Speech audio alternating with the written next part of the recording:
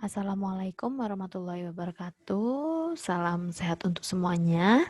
Pada hari ini saya akan menjelaskan materi biokimia, yaitu mengenai metabolisme lipid.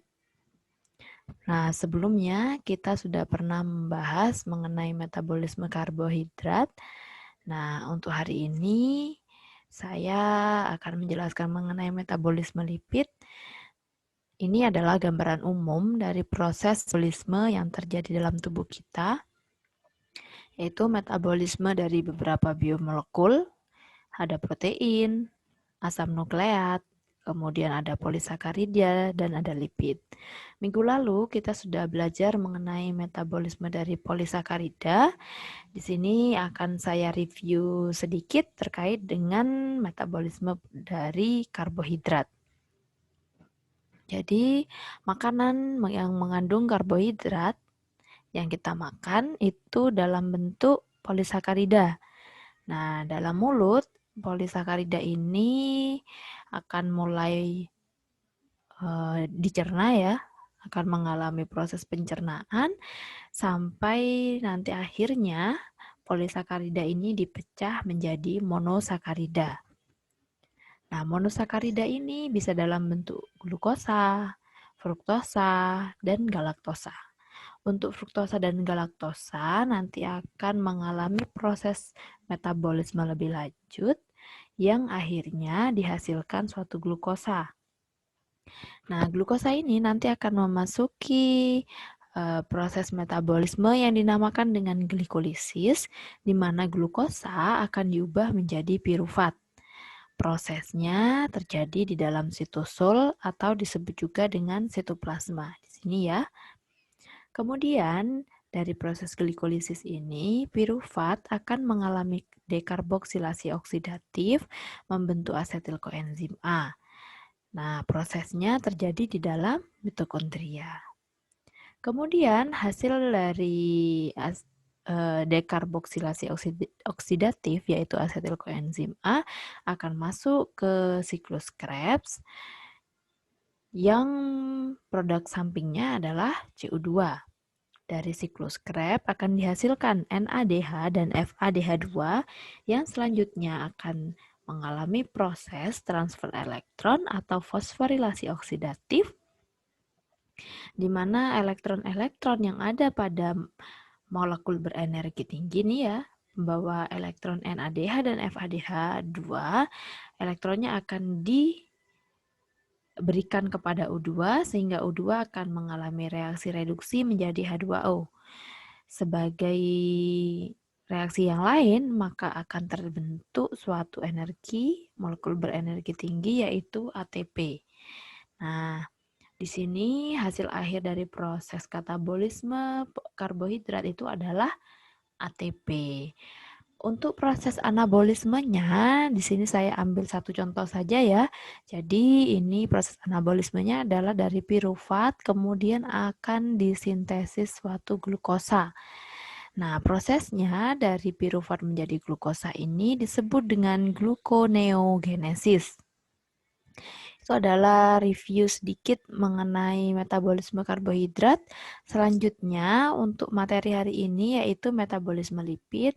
Di sini metabolisme lipid itu dimulai ketika lipid masuk ke dalam mulut, kemudian akan dipecah menjadi gliserol dan asam lemak atau fatty acid.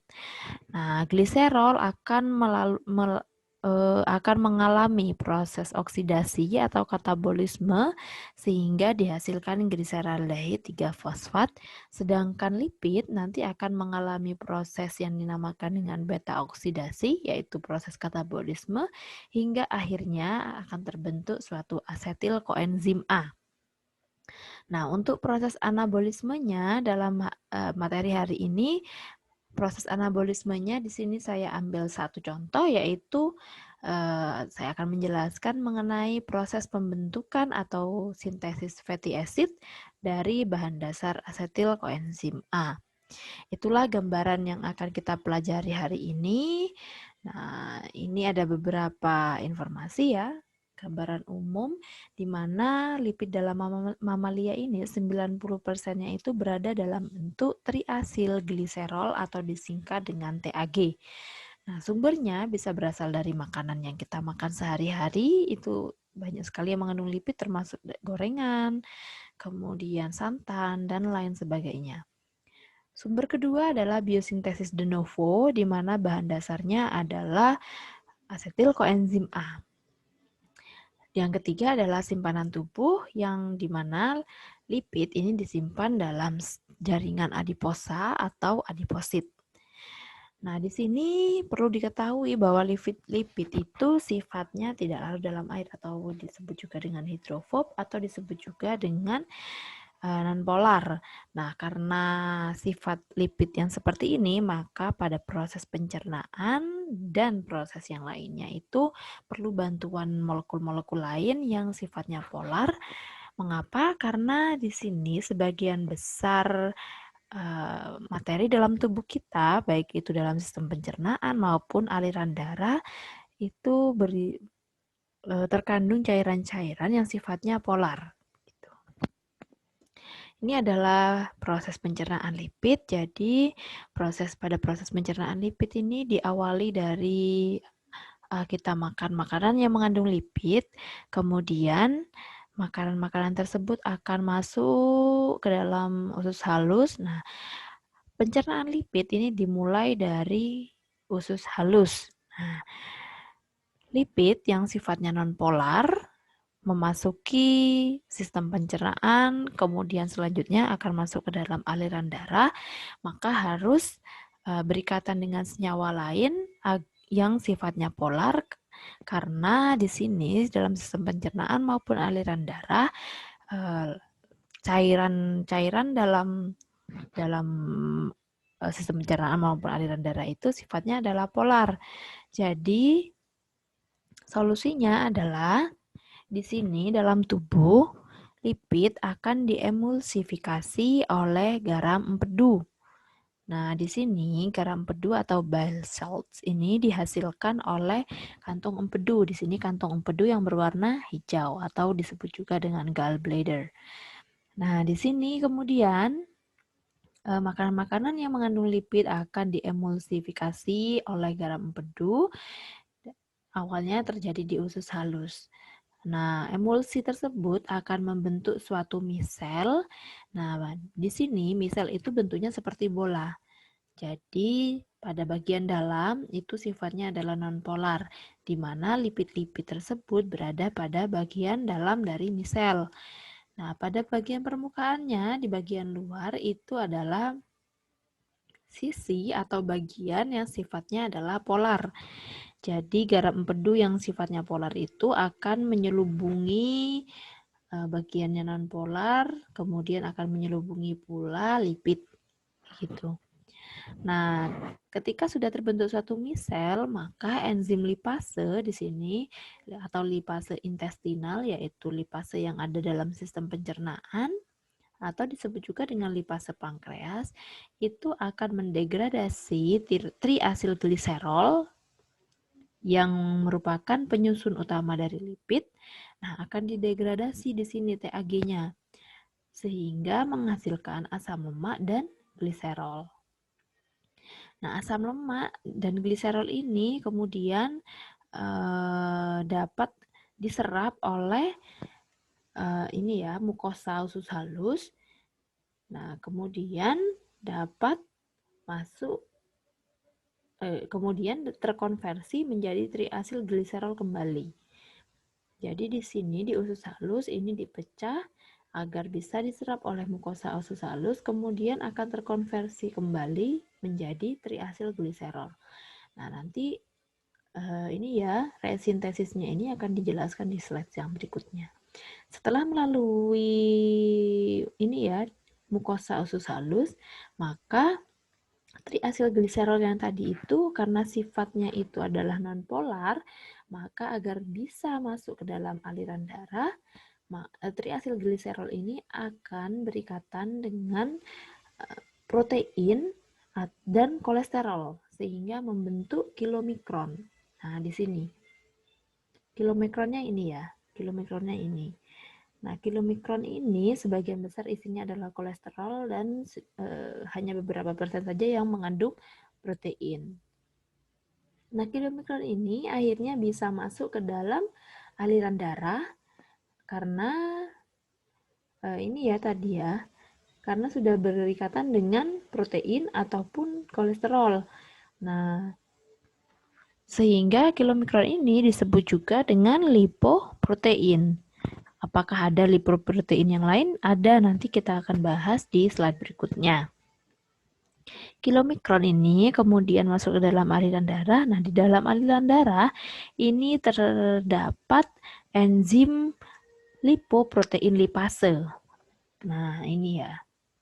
Yang ini.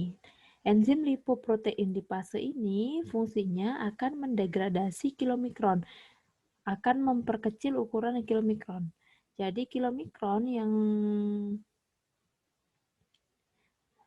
ukurannya diperkecil nanti akan berubah menjadi bisa VLDL, bisa IDL, ataupun bahkan IDL, HDL gitu ya.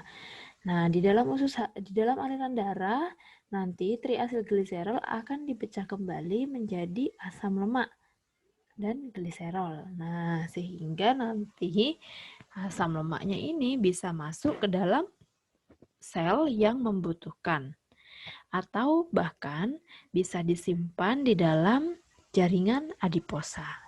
Ini adalah proses pencernaannya. Jadi pada proses pencernaan lipid yang sangat berpengaruh di sini, yang pertama adalah garam empedu, kemudian enzim-enzim yang bekerja untuk mendegradasi lipid itu sendiri, yaitu enzim-enzim golongan lipase.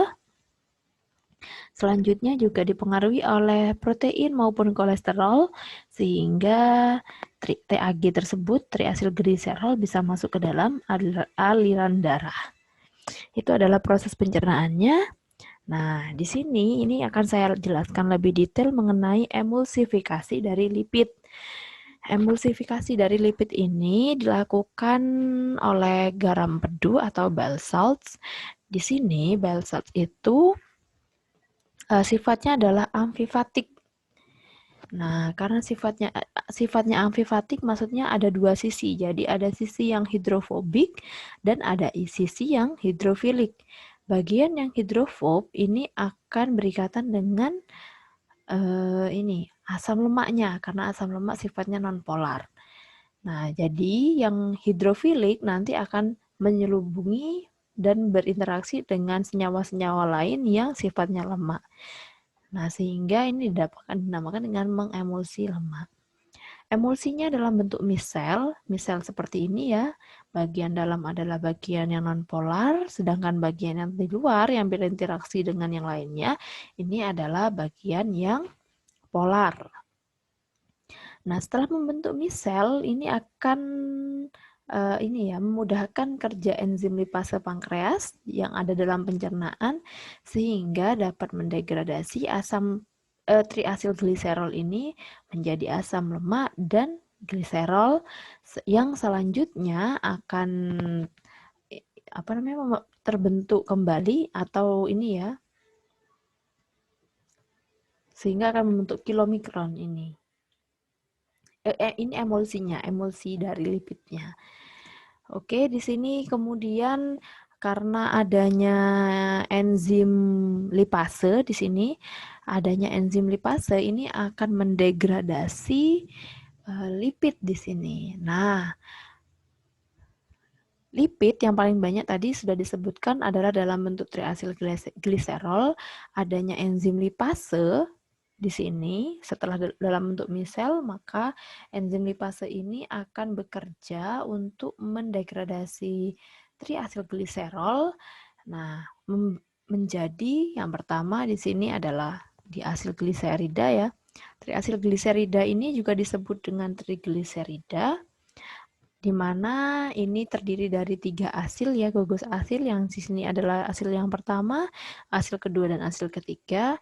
Adanya enzim lipase akan mendegradasi asilnya akan lepas. Kalau lepasnya 1 disebut dengan diasilgliserida, lepas 2 disebut dengan monoasilgliserol, Nah, kalau sudah ini degradasi secara sempurna, maka yang tersisa adalah gliserol dan 3 asil. Asil ini disebut dengan asam lemak. Nah, setelah didegradasi oleh enzim lipase, maka triasilgliserida ini akan membentuk asam lemak yang kemudian akan masuk ke dalam mukosa sel sehingga bisa terserap kembali. Kemudian asam lemak dan gliserol ini kembali membentuk triasilgliserol yang akan berikatan dengan lipid yang lain, contohnya adalah kolesterol dan protein, membentuk suatu lipoprotein, yaitu contoh yang pertama adalah dalam bentuk kilomikron. Nah, lipoprotein yang lain itu ada selain kilomikron. Nah, itu tadi adalah resintesisnya. Nah, ini adalah kilomikron ya, bentuknya seperti ini. Jadi bentuk awal lipoprotein itu adalah kilomikron yang disekresikan melalui sistem limfa masuk ke dalam aliran darah dan disebarkan ke berbagai jaringan yang membutuhkan. Nah, selain kilomikron, jadi ada lipoprotein yang lain. Lipoprotein yang lain ini ya bisa VLDL, kemudian bisa IDL, LDL, dan HDL. Nah, di sini perlu diketahui kilomikron ini ukurannya sangat besar. Jadi yang paling besar ini adalah lipoprotein yang pertama disekresikan. Nah, apabila ukurannya diperkecil atau didegradasi itu bisa membentuk VLDL, IDL, LDL, dan bahkan HDL. Nah, yang membedakan di sini adalah komposisi dari kolesterol dan proteinnya. Di sini VLDL ini komposisi kolesterolnya itu lebih banyak dibandingkan dengan IDL dan LDL. Jadi semakin kecil ukurannya, semakin ke kanan, maka jumlah kolesterolnya itu akan semakin sedikit dan berbanding terbalik proteinnya akan semakin banyak. Nah, di sini yang bagus itu adalah yang HDL. HDL ini komposisinya proteinnya antara protein dan kolesterol itu 50-50. Jadi ada 50% kolesterol dan 50% protein. Nah, untuk yang HDL ini yang baik ya, lipoprotein yang baik. Nah, sedangkan yang kilomikron, VLDL, IDL, dan LDL ini memiliki sifat aterogenik.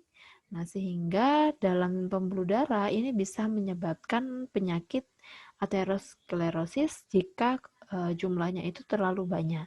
Karena ini sifatnya kan aterogenik, bisa membentuk plak sehingga bisa menyebabkan aterosklerosis. Itu jenis-jenis lipoprotein. Nah, selanjutnya kita bahas mengenai metabolisme lipid. Nah, yang kita bahas pada hari ini untuk katabolismenya kita bahas adalah oksidasi asam lemak atau disebut juga dengan beta oksidasi di sini.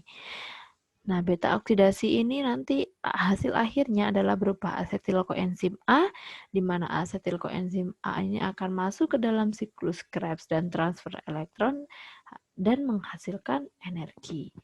Nah, di samping oksidasi asam lemak, kita juga akan mempelajari efeknya jika terlalu banyak asam lemak yang dioksidasi, yaitu mengenai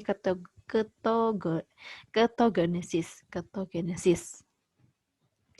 Nah, untuk anabolismenya di sini yang saya bahas adalah terkait dengan biosintesis asam lemak, di mana bahan dasarnya di sini adalah asetil koenzim A.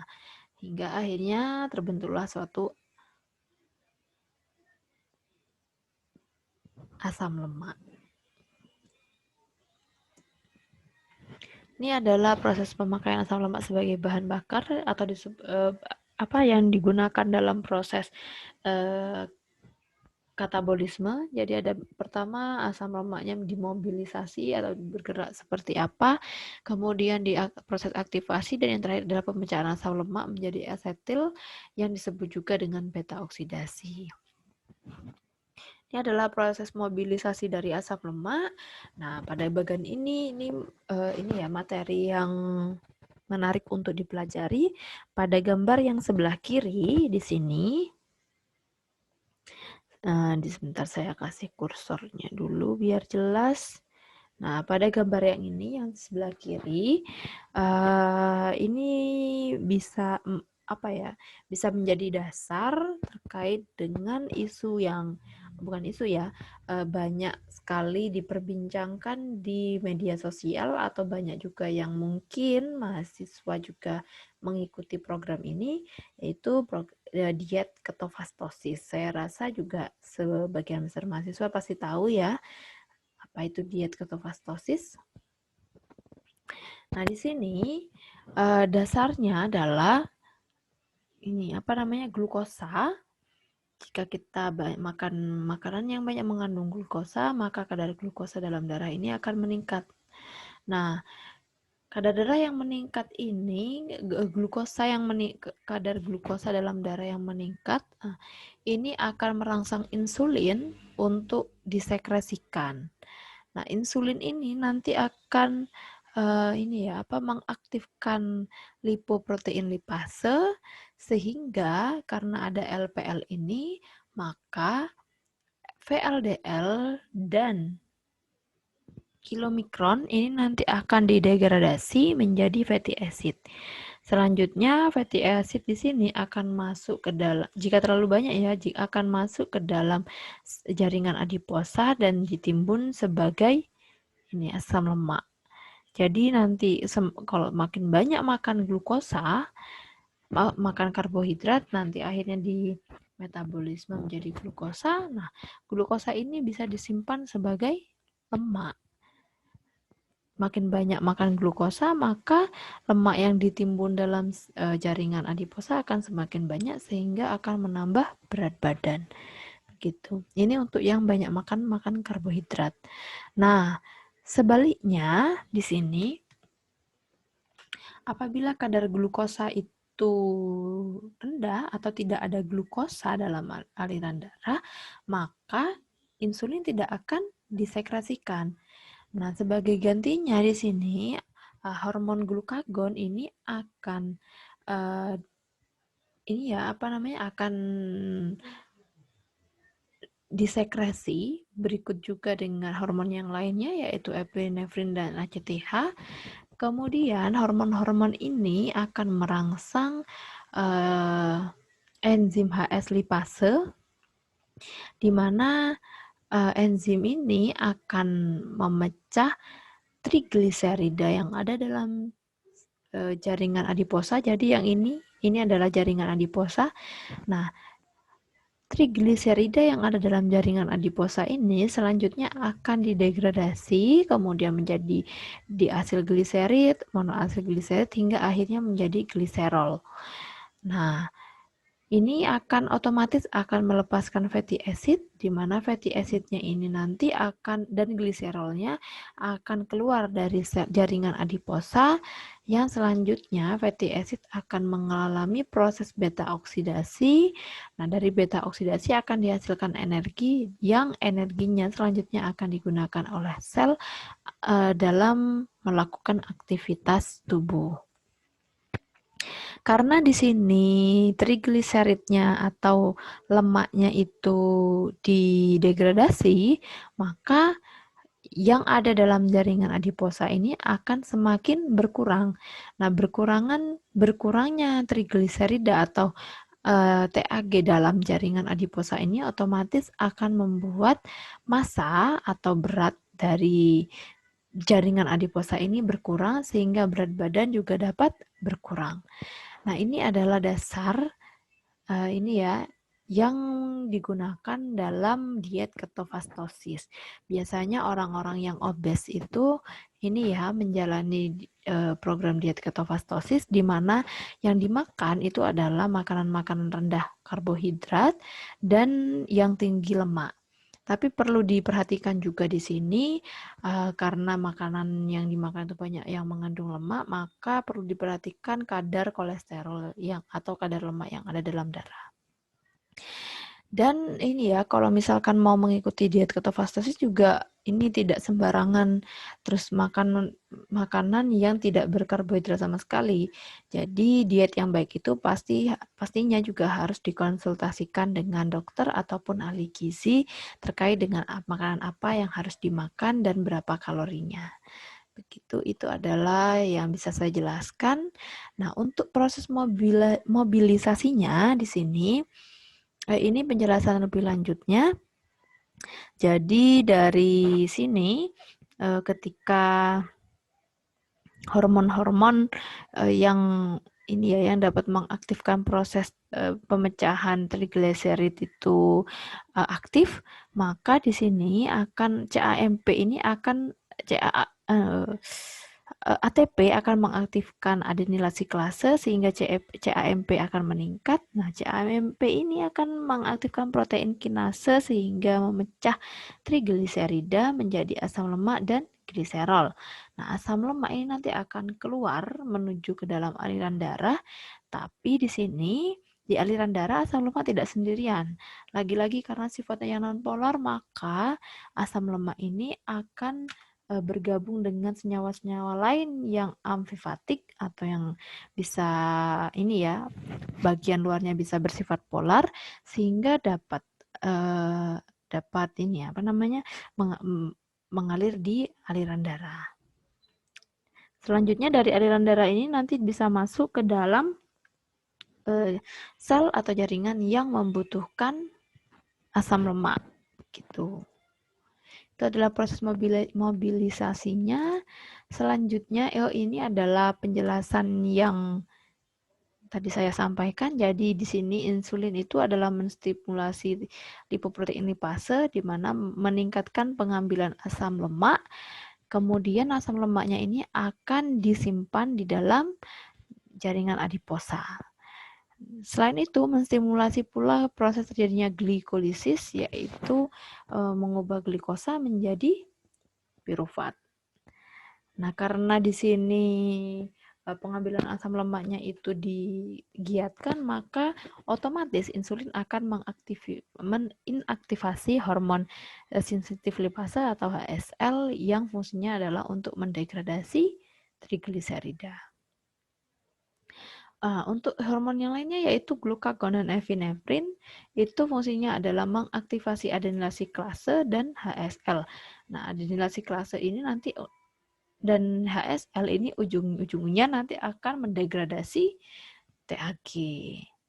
Nah, karena TAG-nya ini didegradasi, otomatis akan menghasilkan asam lemak dan gliserol yang efeknya yaitu akan terjadi mobilisasi cadangan lemak sehingga cadangan lemak dalam tubuh akan berkurang.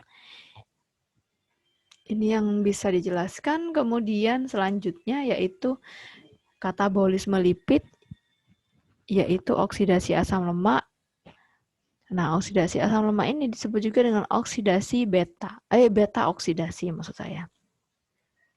Mengapa disebut dengan beta oksidasi? Nah, karena yang dioksidasi atau yang diputus itu adalah atom C pada posisi beta. Jadi ada misalkan contohnya asam lemak di sini. Saya ambil contoh ini ya.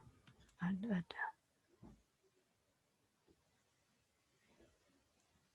Oh, udah ada. Jadi asam lemak beta oksidasi itu adalah oksidasi di atom C pada posisi beta.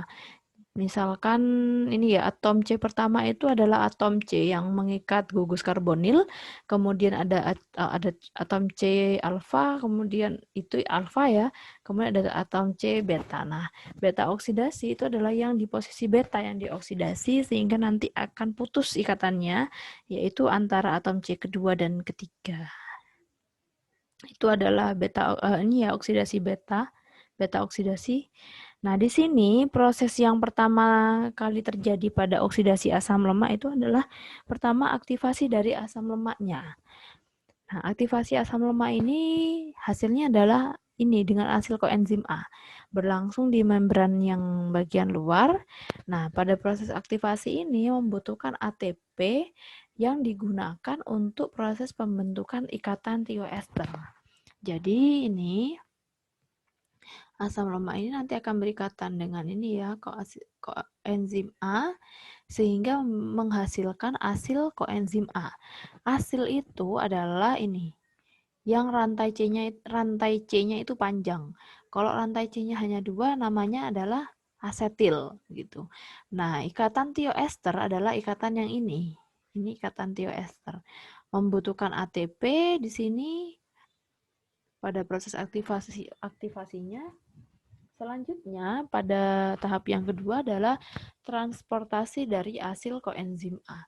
Jadi setelah aktivasi membentuk asil koenzim A, nah asil koenzim A ini ditransportasi karena prosesnya, kalau yang ini tadi di sitosol ya, di membran luar, nah ini karena nanti oksidasinya itu tempatnya di membran bagian dalam, maka harus ditransport ini asil koenzim A-nya. Nah, asil koenzim A ini tidak serta-merta langsung masuk ke dalam ini ya, membran bagian dalam. Nah, tapi di sini gugus asil pada asil koenzim A itu ini asil koenzim ini ditransfer ke gugus OH pada karnitin. Nah, ini. Jadi, hasil koenzim A ini membutuhkan karnitin untuk bisa melewati membran bagian dalam. Ini ya, interspace membran, agar bisa melewati ini. Caranya bagaimana? Caranya gugus asil pada asil koenzim A ini ya gugus asilnya ditransfer pada karnitin sehingga membentuk asil karnitin. Nah, asil karnitinnya inilah yang bisa melalui membran ini, intermembran, daerah intermembrannya ini. Kemudian gugus asil selanjutnya ditransfer ke koenzim A. Jadi koenzim A ini juga ada di membran bagian dalam. Jadi gugus asil ditransfer ke koenzim A dalam matriks ya, atau dalam membran bagian dalam. Nah, kemudian karnitin yang sudah dilepaskan ini akan kembali lagi ke sitosol, akan kembali lagi keluar. Jadi di sini prosesnya itu nanti berlanjut seperti itu. Hasilnya ini ke karnitin, berikatan dengan karnitin, kemudian masuk ke melalui daerah intermembran ini, kemudian di bagian dalam karnitinnya dilepas, hasilnya berikatan dengan koenzim A, karnitinnya balik lagi keluar. Nah, begitu. Ini adalah proses transportasinya. Nah, selanjutnya pada bagian dalam, hasil koenzim A itu akan melalui tahap oksidasi yang disebut juga dengan beta oksidasi. Ada 4 tahap di sini proses oksidasinya, ada proses dehidrogenasi, hidratasi, dehidrogenasi kembali, kemudian yang terakhir adalah pemutusan atau tiolisis. Di sini ya, jadi hasil koenzim A itu dengan menggunakan FAD ini akan dioksidasi, ada proses transfer elektron sehingga elektron yang yang dilepaskan nanti akan ditangkap oleh FAD menjadi FADH2.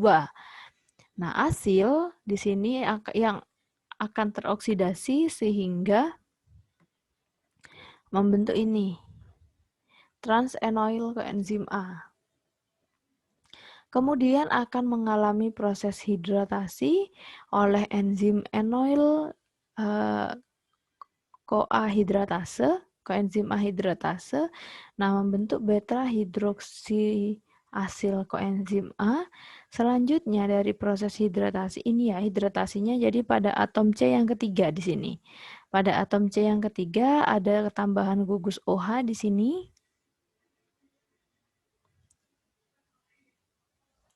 Selanjutnya dari proses hidratasi ini nanti akan mengalami proses dehidrogenasi atau proses oksidasi yang kedua, di mana gugus OH pada atom C yang nomor 3 akan dioksidasi menjadi gugus ini karbonil di sini. Ada C rangkap 2O.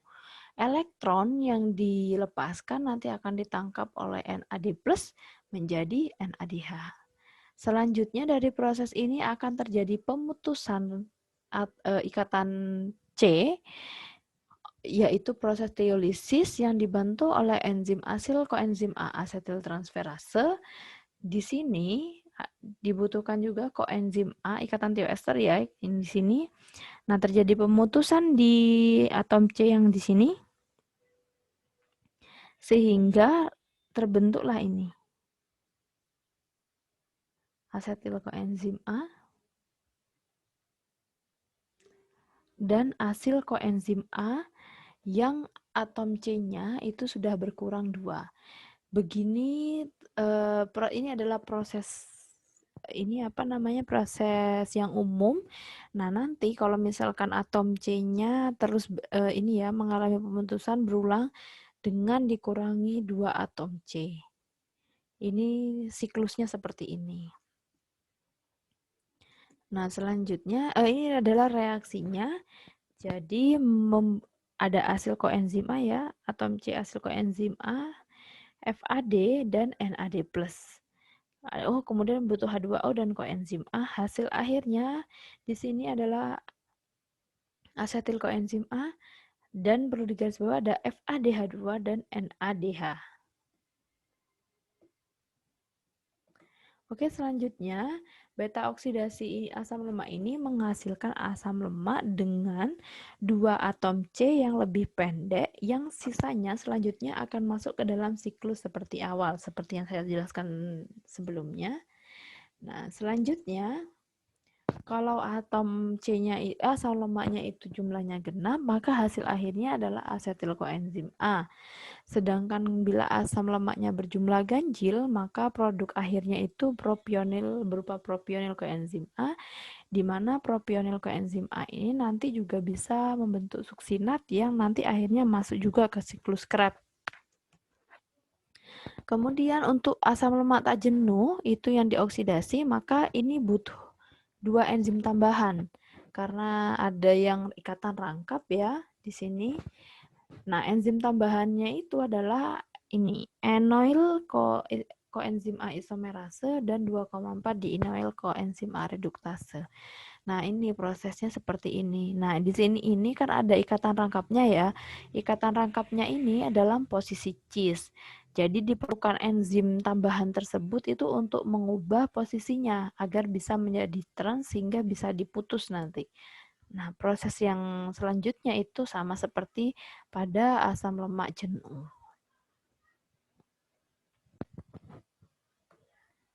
Oke, selanjutnya ini adalah salah satu contoh proses beta oksidasi pada asam lemak, yaitu asam palmitat ya.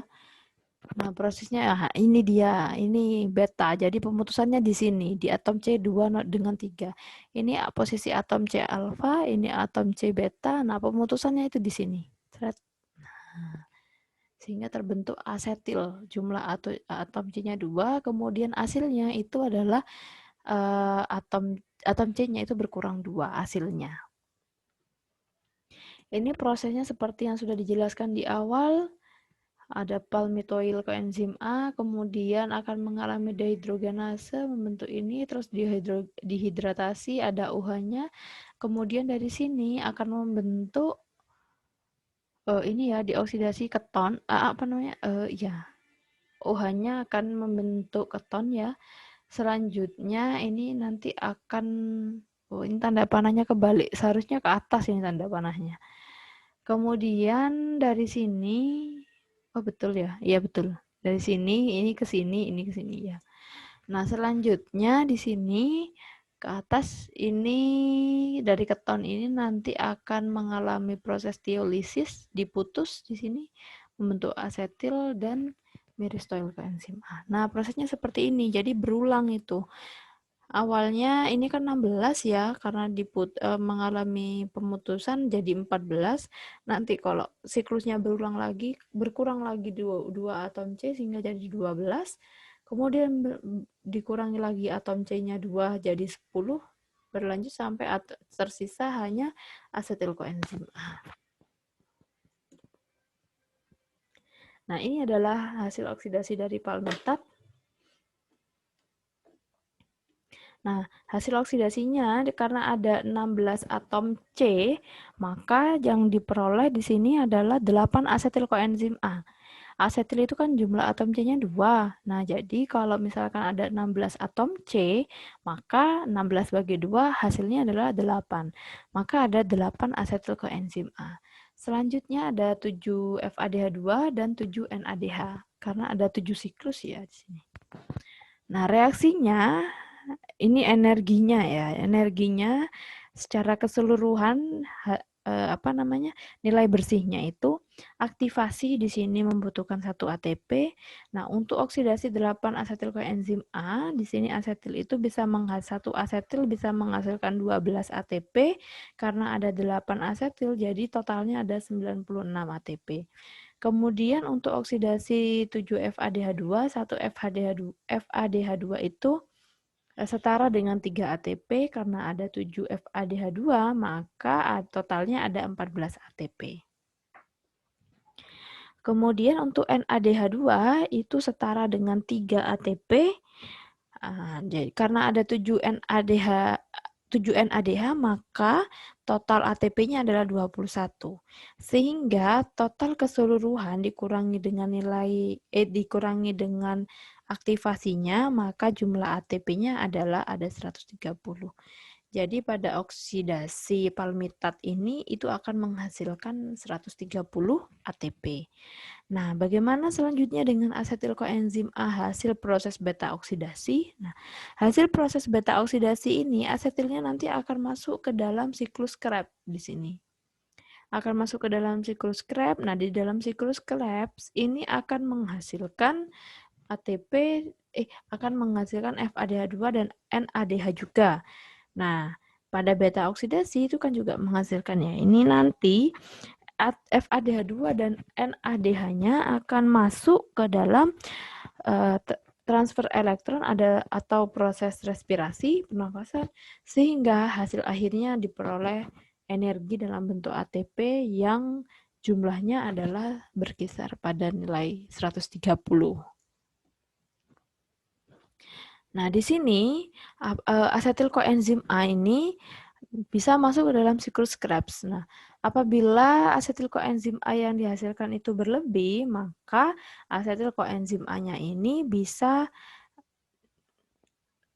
disimpan, ini ya, bisa disimpan menjadi senyawa-senyawa yang lain, gitu. Contohnya di sini adalah proses ketogenesis. Jadi proses ketogenesis ini merupakan proses pembentukan zat keton atau badan keton prosesnya terjadi di dalam hati. Ini nanti bisa dibaca sendiri ya. Jadi ini karena asetil koenzim A-nya itu berlimpah, maka asetil koenzim A yang berlimpah itu nanti disimpan atau digunakan untuk mensintesis badan keton. Ceritanya begitu. Jadi badan ketonnya itu tidak bisa dalam 3 bentuk ya. Ada asetoasetat, kemudian ada D3-hidroksibutirat, dan juga ada aseton. Nah, senyawa badan keton ini bisa digunakan oleh tubuh sebagai bahan bakar apabila glukosanya itu tidak cukup, gitu. Tidak bisa digunakan maksudnya, apabila glukosanya itu tidak bisa digunakan. Nah, pada orang-orang yang berkebutuhan khusus, misalkan karena penyakit tertentu, nah atau pada orang yang berpuasa, maka badan ketonnya ini yang akan digunakan sebagai bahan bakar untuk aktivitas sel atau aktivitas tubuh. Gitu. Tapi di sini perlu diketahui juga kalau misalkan terlalu berlebihan juga, maka badan keton yang digunakan sebagai bahan bakar ini juga bisa menyebabkan penyakit ketosis atau ketoasidosis. Sini ya prosesnya seperti ini. Jadi di sini ini kalau asetil koenzim A-nya itu berlebihan, mengapa berlebih? Nah, karena di sini oksaloasetatnya itu digunakan untuk proses pembentukan glukosa atau gluconeogenesis. Nah, oksaloasetatnya karena habis digunakan untuk pembentukan glukosa, maka asetil koenzim A-nya ini tidak bisa masuk ke dalam siklus Krebs. Nah, karena tidak bisa masuk ke dalam siklus Krebs, maka asetil koenzim A ini akan digunakan untuk membuat badan keton di sini. Badan ketonnya nanti bisa digunakan sebagai bahan bakar. Ini adalah proses ketogenesis. Nah, selanjutnya yaitu, ini adalah reaksi dalam pembentukan badan keton. Jadi ini asetil koenzim A nanti akan membentuk asetil koenzim A. Kemudian yang melepaskan koenzim A akan membentuk 3-hidroksi 3-metilglutaril koenzim A. Selanjutnya bisa membentuk asetoasetat atau D3-dehidroksibutirat atau aseton. Ini adalah badan-badan keton ya. Ada 3, yang ini, dan yang ini. Baik, selanjutnya yaitu mengenai sintesis asam lemak. Ya, ini disebut juga dengan proses anabolisme. Nah, pada proses anabolisme ini berlangsung di dalam sitosol, terutama di sitosol jaringan hati, lemak, atau kelenjar susu. Nah, prosesnya itu tidak sepenuhnya merupakan kebalikan dari degradasi asam lemak karena enzimnya ini yang bekerja itu berbeda. Jadi, pada degradasi itu yang digunakan berbeda dengan yang pada proses biosintesis. Nah, di sini yang berperan penting itu yang berperan sebagai pengangkut ya, itu adalah protein pengangkut gugus asil atau disebut juga dengan asil carrier protein yaitu ACP. Bisa dilihat pada gambar di sini, ini adalah proses degradasinya. Degradasi, nah untuk sintesisnya itu yang ini. Diawali oleh asetil koenzim A dan malonyl koenzim A.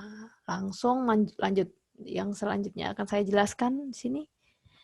Nah, sebelum menjelaskan itu, jadi ini adalah beberapa perbedaan jalur sintesis dan degradasi asam lemak.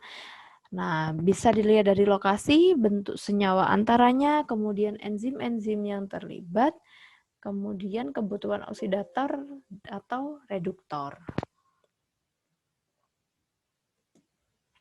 Nah, ini adalah tahapan sintesisnya. Nah, pada tahapan sintesis dari asam lemak ini atau disebut juga dengan proses lipogenesis, nah reaksi awalnya ini adalah proses pembentukan malonyl koenzim A dulu.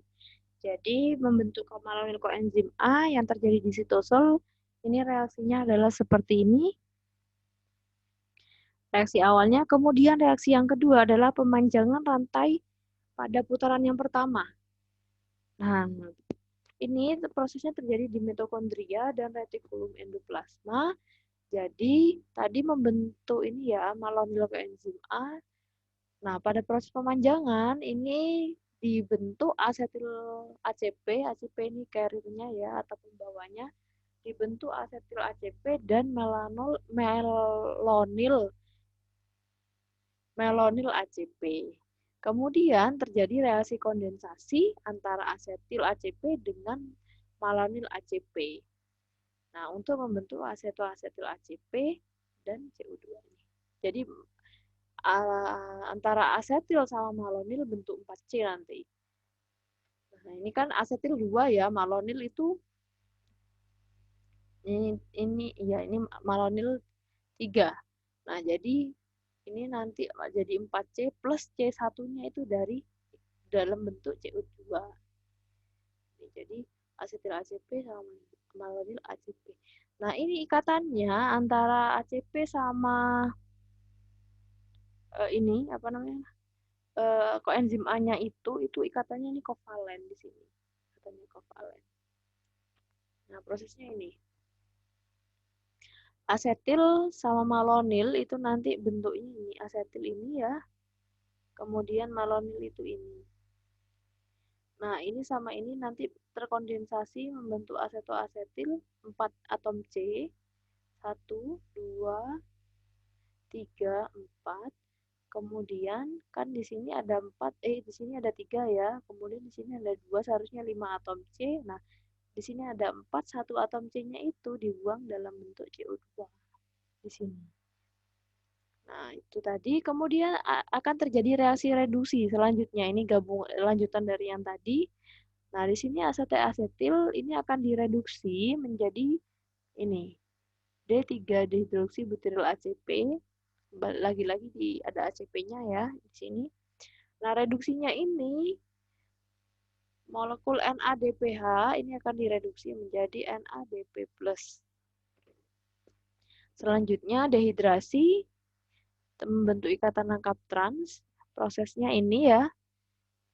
Nah, di sini dehidrasi, ini nanti ada ikatan rangkap di sini di atom C yang antara nomor 2 dan 3. Kemudian ada reaksi reduksi yang kedua di sini.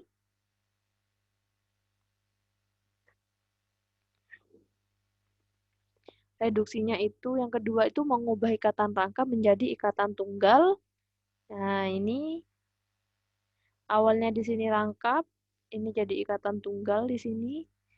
Terus yang ketiga itu pemanjangan rantai. Jadi ini kondensasi ini ya. Nah, ini nanti balik lagi. Jadi prosesnya itu siklusnya sama. Nanti balik lagi seperti yang awal. Nah, ini contohnya ini. Sintesis asam palmitat. Jadi setelah terbentuk butiril koenzim A 4 atom C ya, nanti siklusnya itu akan berlanjut dari awal lagi sampai 7 kali. Ya, awalnya kan ini tadi ada 4 atom C ini ya sampai ini. Nah, selanjutnya dilanjutkan membentuk ini, kemudian didehidrasi jadi ikatan rangkap, kemudian direduksi lagi jadi ikatan tunggal. Nah, panjang kan atom C-nya jadi 1, 2, 3, 4. Nanti tambahan lagi 2 atom C, nanti ketambahan lagi 2 atom C. Nah, begitu selanjutnya. Sampai jumlah atom C yang terbentuk C16. Ini misalkan asam palmitat.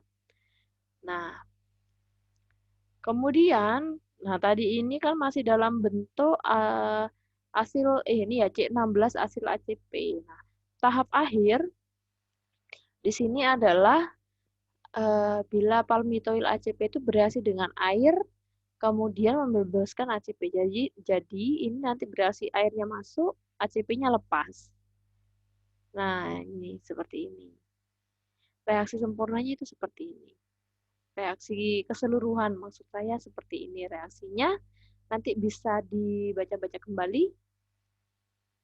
Nah, ini adalah proses lengkapnya. Seperti ini.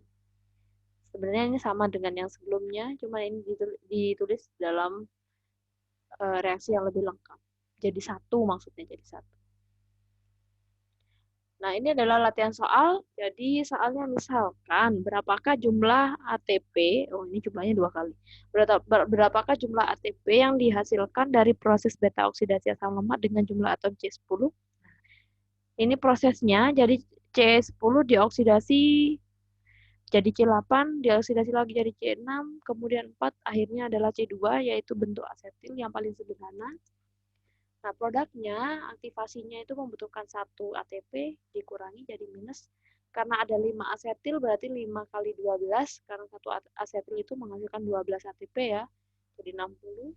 Kemudian karena di sini ada 4 siklus, jadi berulang 4 kali, 1, 2, 3, 4, maka akan menghasilkan 4 FADH2 dan 4 NADH, di mana total keseluruhan ATP-nya adalah jadi 79. Nanti dibaca-baca lagi, saya rasa ini mudah ya, jadi bisa dipahami. Nah, sekian untuk materi mengenai metabolisme lipid. Semoga bermanfaat. Untuk materi yang akan saya keluarkan di ujian adalah materi-materi yang ada pada PDF dan materi yang saya jelaskan barusan di video ini. Selamat belajar. Apabila ada yang perlu didiskusikan, nanti bisa chat di WA Group. Saya akhiri. Assalamualaikum warahmatullahi wabarakatuh.